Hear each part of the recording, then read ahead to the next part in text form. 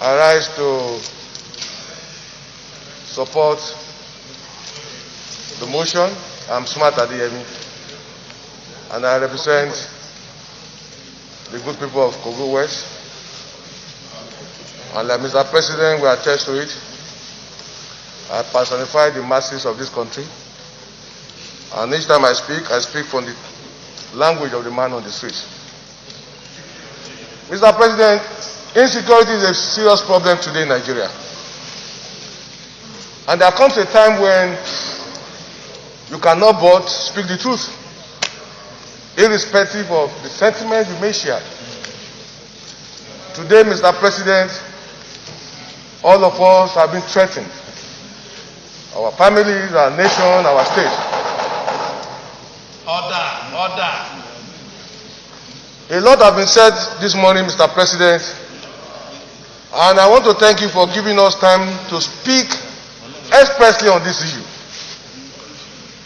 Like my sister was saying, there comes a time when talk will talk itself.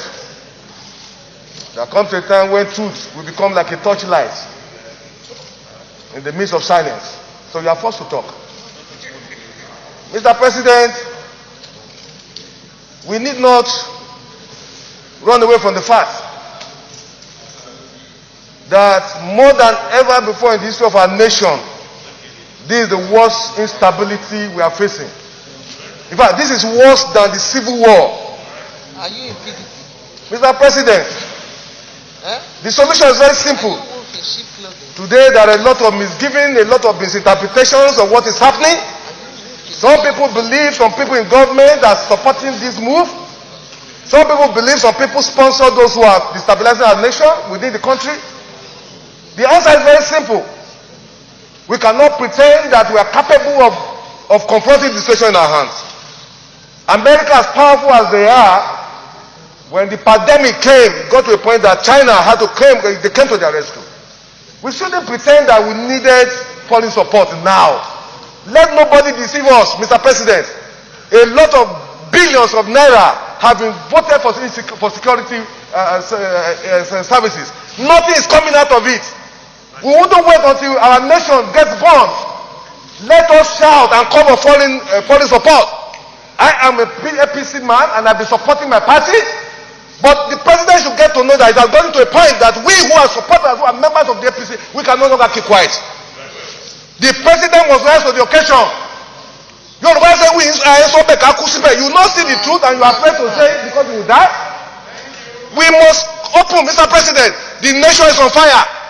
The president must rise to the occasion. It costs us nothing to get foreign support. We must rise to the occasion. We must bring in people to save this country, or else we will be consumed.